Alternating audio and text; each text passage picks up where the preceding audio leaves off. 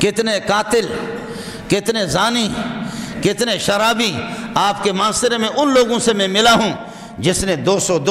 250 قتل کیے، ضیاء الحق اس کی گرفت نہ کر سکے، بھٹو مرحوم گرفت نہ کر سکے، اور اللہ آپ کا بھلا کریے کہ بعد میں بے نظیر اور نواز شریف اور پھر وہ دوسرا ایک مشرف پتہ نہیں کیا، کوئی بھی اس کی گرفت نہ کر سکا، لیکن تبلیغ والوں نے اس کو قید کر لیا۔ تبلیغ والوں میں 6 روزہ گیا، ہفتہ گیا، پھر چلے میں گیا، چلے کے بعد آ کر کے چلے کے بعد آ گیا، اس نے مانسرے کے اندر، میں خود ملا ہوں ان سے، مانسرے میں آ کر کے کہنے لگے، آ کر کے اعلان کیا، لوگوں جن کا میں قتل کر چکا ہوں، جن کا قتل کر چکا ہوں، سارے کے سارے آ جاؤ، میں چوک پہ کھڑا ہو جاتا ہوں، اپنے ہاتھ میں کلاشنکوف لے لو، ایک ایک گولی مجھے مار دو کہ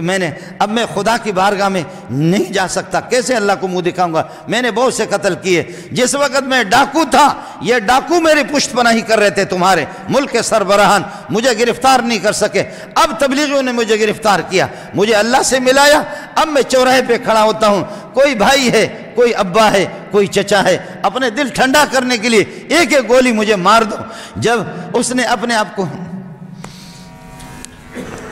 تھانے میں جا کر کے اپنے آپ کو خود پیش کیا، جماعت سے ہو کر کے تھانے میں خود اپنے آپ کو پیش کیا، کہا تھانے کو اعلان کرو، معاشرے کے لوگ جمع ہو گئے، تھانے کے دائیں بائیں، کہنے لگے جب ڈاکو تھا وہ ڈاکو ہو، بے غیرت ہو، تم نے بھی کچھ نہیں کہا، اب اللہ والا ہو گیا، ہم سب نے اس کو معاف کر دیا۔